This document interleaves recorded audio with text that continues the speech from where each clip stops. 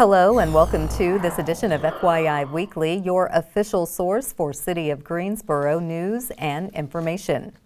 With the summer season upon us, the city is sharing heat relief resources in response to the recent heat wave. The following sites will be open as cooling centers. The Interactive Resource Center on East Washington Street is open Monday through Friday from 9 a.m. to 3 p.m. Oak Street Health has 2 Greensboro locations offering relief from the heat. The first location is at 1007 Summit Avenue, and the second site is at 3808 West Gate City Boulevard. Both are open Monday through Friday from 8 a.m. to 5 p.m. Glenwood Together on Glenwood Avenue is open Tuesday through Thursday from 12 p.m. to 5 p.m. Guilford County Social Services is on site each Wednesday from 1 p.m. to 3 p.m. to provide additional support. Heat relief efforts are activated when temperatures are expected to reach at least 95 degrees or when the heat index poses a significant health risk. Those without access to air conditioning, older adults, and people with underlying health conditions are especially vulnerable. Residents are encouraged to avoid outdoor activities during peak heat hours, stay hydrated, and check on your neighbors who may be at risk. For assistance or more information, call or text the city's Community Safety Department at 336-402-2499. More than 400 Greensboro residents cast a ballot to elect 5 women to lead the International Advisory Committee, or IAC. The leadership team represents 5 different countries and will serve a 2-year term. Since 2015, Greensboro's immigrant and refugee communities have biannually elected leaders to guide the IAC's work. The officers of the IAC leadership team are as follows. Chair Dr. Amani Babakar from Sudan. The 2 vice chairs are Mary Cruz Hernandez from Mexico and Leila Hosseinzadeh representing the USA and Iran. Secretary Zam Tapia is from Peru and executive member Shaparai Almak is from Afghanistan. Chair Babakar succeeds outgoing IAC Chair Fanta Dorley, becoming the 3rd consecutive chair from an African nation. She works locally as a lead scientist in the food safety industry. Babakar has chaired national advisory committees and collaborated with industry and government leaders to shape policies. She holds a doctorate in applied science and technology from North Carolina A&T State University and serves as secretary for Women and Children Affairs at the nonprofit Sudan House. The following individuals will serve as IAC ambassadors: Volodymyr Lyashenko from Ukraine, Nguyen Nay from Vietnam, and Lily Primo Gemini from the Federated States of Micronesia. Established in 2008, the IAC promotes the perspective of the city's international community to the Human Rights Commission and the Greensboro City Council. To learn more about the International Advisory Committee, visit the city's website or contact Jody Stanley at 336-373-2038. The City of Greensboro's Human Rights Department presented 5 Dudley High School graduates with the 2025 Morningside Awards. The event honors the 5 residents killed during a 1979 anti-Ku Klux Klan protest in the city's Morningside Homes community. The graduates are recognized for their commitment to social justice and equality. Each student receives $1,979 to support their future academic, employment, or entrepreneurial goals. The 2025 honorees are Gabrielle Brown, Misa Brumby, Brittany Horton, Jordan Johnson, and Gabrielle Taylor. Gabrielle Brown is a student athlete who is passionate about service, equity, and healthcare access in underserved communities. Misa Brumby is also committed to addressing health disparities in underserved communities, specifically among Black infants with heart disease. Brittany Horton wants to address mental health disparities in underserved communities as a clinical social worker. Jordan Johnson is a student athlete and plans to become an oncologist, promoting equity and access to food and health care. Gabrielle Taylor is a student leader whose personal journey fuels her passion for helping others find their voice. She plans to pursue a career as a licensed speech-language pathologist. The Greensboro City Council established the Morningside Awards in 2020 to honor the lives of Caesar Koss, Dr. Michael Nathan, William Evans Simpson, Sandre Neely Smith, and Dr. James Waller. Cone Health has partnered with the city to share a series of brief and informative videos designed to inspire you to make better choices when it comes to healthy living. Following these tips is an easy way to help each of us improve our quality of life. Let's take a moment to check out today's news for your health. 70% of Americans are overweight, and the majority of them have health issues that would improve with weight loss. So how do you know if your weight is affecting your health? The easiest way is to calculate out your BMI, or your body mass index. You can do that by going online and entering in your height and your weight. It will give you a number. If that number is 30 or greater, it is likely that your weight is affecting your health. When your BMI is greater than 30, it puts you at much higher risk of things like high blood pressure, high cholesterol, heart disease, stroke, kidney disease, arthritis, cancer, and diabetes. In fact, if your BMI is 30 or greater, you have a greater than 300% chance of becoming diabetic. If your BMI is 40, that increased risk goes up to 500%. So if you want to lose weight, the most important thing to start with is to calculate out your resting metabolic rate. That's what most people consider their metabolism, and it tells us how many calories you need to keep your weight the same with a low level of activity. The best way to do that is to take your weight and multiply by 9 if you're a woman and 11 if you're a man. Now that we've calculated out your resting metabolic rate, it's time to figure out how many calories you need in order to lose weight. If you cut 500 calories per day from your resting metabolic rate, you lose approximately 1 pound of fat per week. If you think 1 pound a week isn't significant, you should know that a pound of fat is about the size of a small grapefruit. So losing a grapefruit of fat every week isn't too shabby. Exercising while losing weight is important in order to prevent your metabolism from falling while you're losing weight.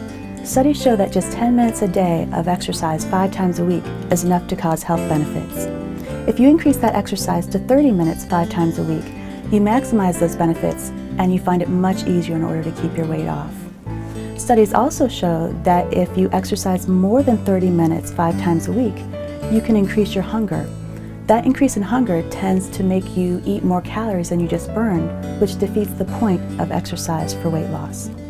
Thank you for joining me. Hopefully these tips will help put you on the path for a healthier future. For more information, go to conehealth.com/wellness. I'm Dr. Karen Beasley.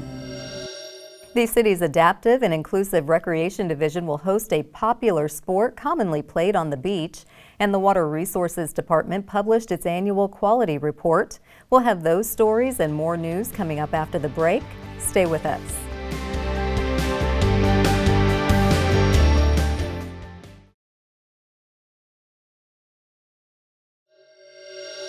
Welcome back to FYI Weekly.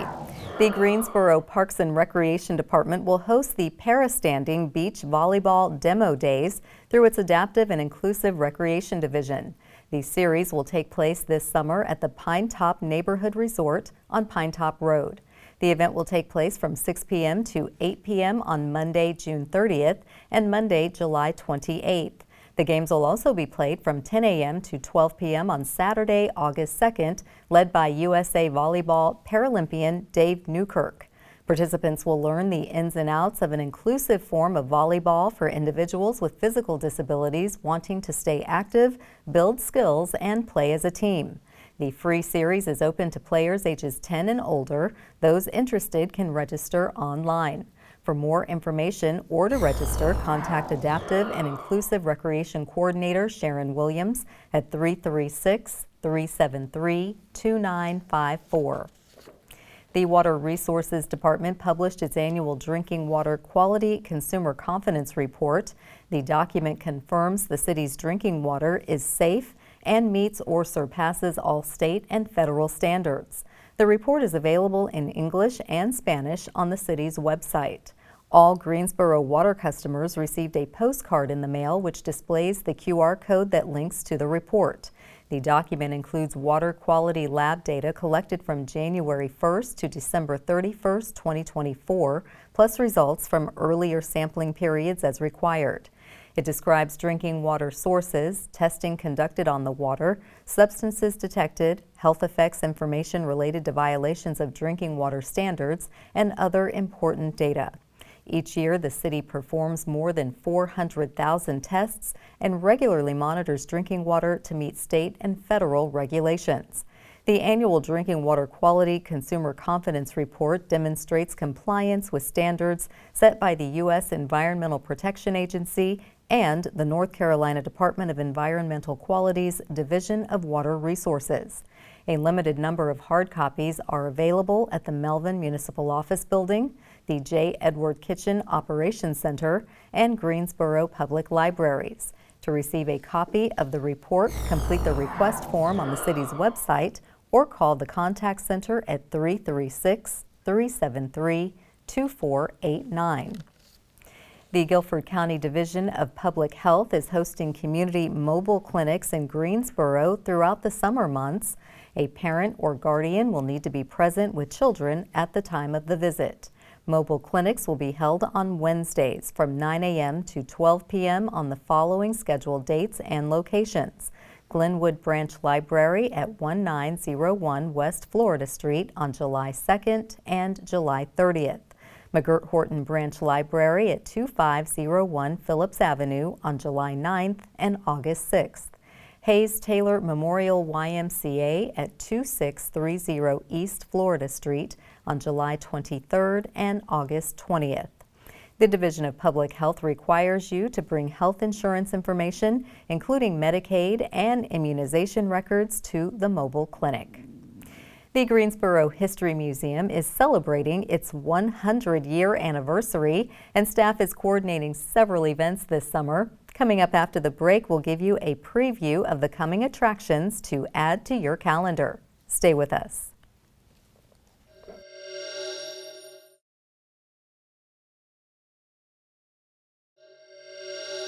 Welcome back to FYI Weekly. The Greensboro History Museum is all about moments in time, and this year marks the museum's 100-year anniversary. Staff is hosting several events, and one in particular turns the clock back 50 years. Joining me now to give us a preview of the coming attractions is Carol Hart. She is the Executive Director of the Greensboro History Museum. Hello, Carol. Good to see you again. Thank you for having me here. Absolutely. Well, it's that wonderful time. The museum has been open for 100 years. So tell us, how is the Greensboro History Museum celebrating this year? Well, one of the things we're doing is flashing back to the 1970s. Okay. So we're about halfway there by the time we get to the 70s.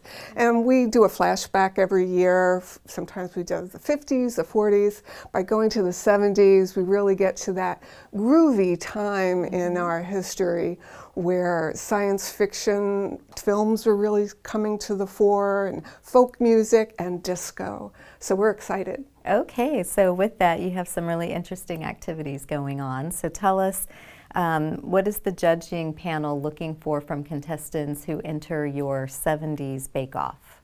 All right, we do have a number of different things. One of them is a bake-off, and we actually have 3 recipes online. So if you don't have one at home, just go online. There's a chocolate chess cake, a hummingbird cake, which was very popular around here in the 70s. Okay. And you'll get some recipes, and it should be fun. We're looking forward to seeing how many people put their aprons on and come out. Okay, or just stop by a bakery and cheat. Okay, now fashion was a big thing in the 70s, so you have a fashion show. Yes. Like other things happening in the fashion world? We have a fashion show at 3, so we invite everyone to come see that, but we also have a costume contest for adults and children. So whether you're a bell-bottomed, more casual hippie look or that flashy disco look, come dress up and come down. It should be a lot of fun, and even to see other people. Okay, I think you're going to see some John Travolta wannabes on the disco dance floor. Can't think of the movie. It was very popular, but Saturday Night Fever. Fever. See, I almost said Saturday Night Live. Okay, so we want folks to take part in either the fashion show or the fashion or I'm sorry, the costume contest. And anything else happening within the 70s? Yeah, we have a lot going on from 11 to about 4:30, in and out. We have about a half dozen vintage vehicles coming, including an incredible red Corvette, a VW bus from the time, and it'll be fun to look at those. We have outdoors, some games. We're sort of getting that vibe of summer camp, so there'll be a lot to do. And then inside we also have flash talks. So we call it serious fun. There's a lot of fun, but the 70s was also a very serious time, especially in Greensboro. So we have short 10-minute talks. Some of them will address the civil rights era as it continues through the 70s. Judge Elrita Alexander, talk a little bit about Ron McNair and his time at A&T. And then just the fun science fiction films of that period started. Star Trek, the first film. Leonard Nimoy came to UNCG and kicked off a UNCG sci-fi club. So we'll be talking about that. Star Wars came for the first time, the first film in the 70s. As well as Close Encounters, Aliens, some other really classic sci-fi. So there'll be some sci-fi as well. And what day is this taking place? All right, this is Saturday, July 12th. Okay, plenty of time for people to mark their calendar. Now, separate from that, you've had a long-standing exhibit that is winding down. So tell us a little bit about that and what's going to replace it. Yeah, we started a project about 5-6 years ago called Project Democracy. We started that with a traveling Smithsonian exhibit on American democracy, and we're finishing it up with our own exhibit, North Carolina Democracy, 11 Elections. That exhibit is closing on July 20th, so if you haven't had a chance to come out and see it, come out. And we're making way for a brand new exhibit that will open on November 11th, exactly 100 years to the date when the museum opened its doors for the first time. And we're going to be sharing some treasures and behind the scenes artifacts and things that haven't been out in a very long time. Okay, well, thank you, Carol. That sounds exciting. Plenty of time to get everything planned on the calendar for both the flashback to the 70s. And if you haven't seen North Carolina Democracy exhibit, you still have time before it shuts in July. So we want to support both efforts and look forward to the fun activities. Do come back and keep us posted on how other celebrations are taking place at the History Museum. I will for sure. Thank you. Thank you.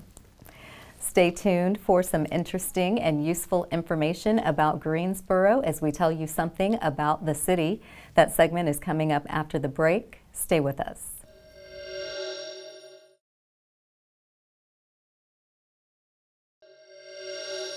Welcome back to FYI Weekly.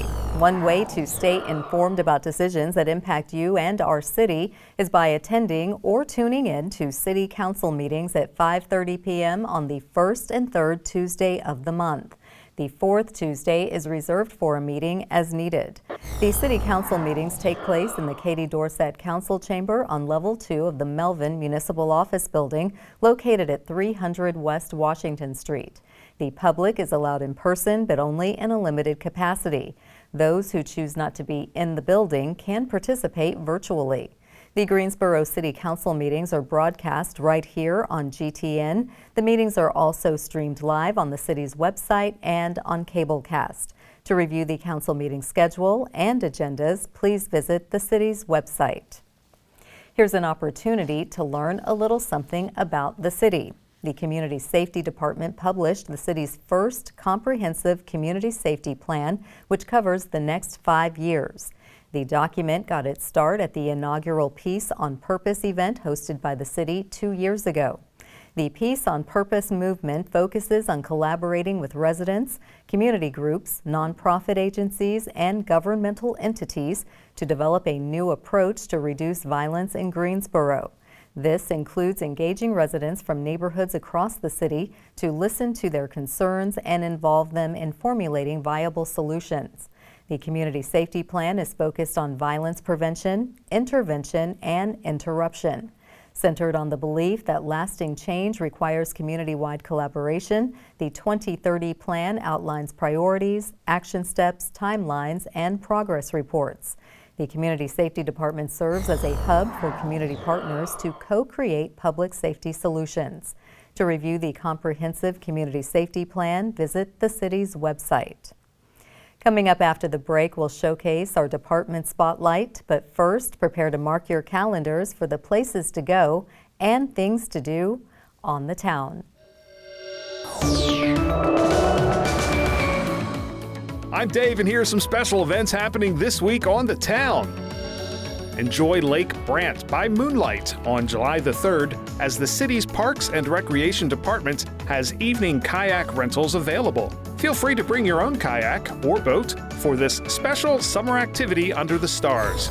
Basic paddle instructions are available. Register online at greensboro-nc.gov. Get your red, white, and blue ready. It's almost time for the annual Legacy Federal Credit Union Fun 4th Festival. The day starts at Center City Park with the Fun 4th Freedom Run with a distance and pace for everyone. Freedom Fest goes from 1 to 6 p.m. along Elm Street and features plenty of live music, strolling performers, and more surprises.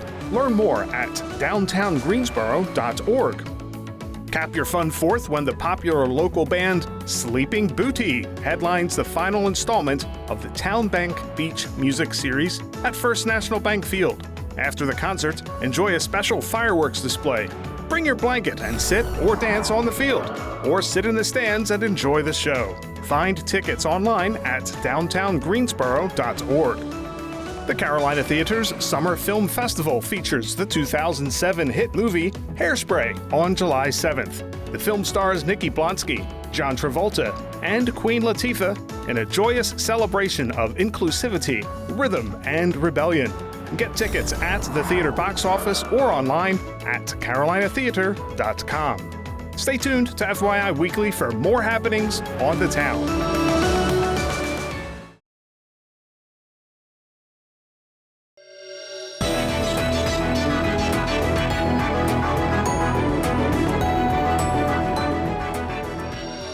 Welcome back.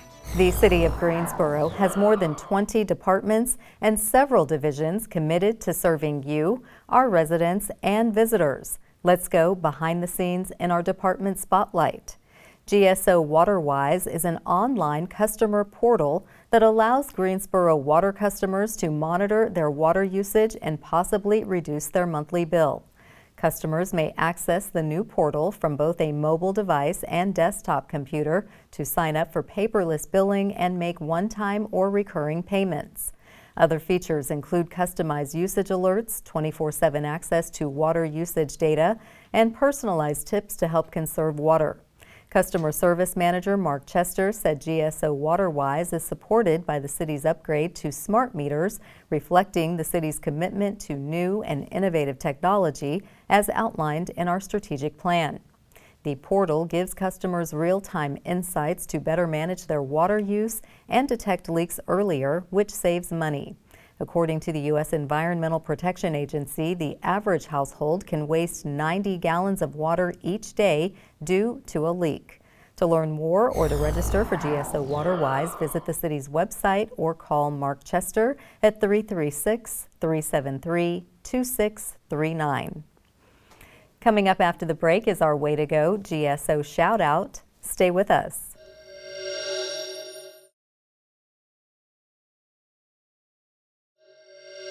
As we draw to a close, we always want to end on a positive note with our Way to Go GSO shout out. This week's shout out goes to the city's Projects Division Manager in the Engineering and Inspections Department. Shauna Tillery earned her Project Management Professional Certification from the Project Management Institute at UNC Wilmington.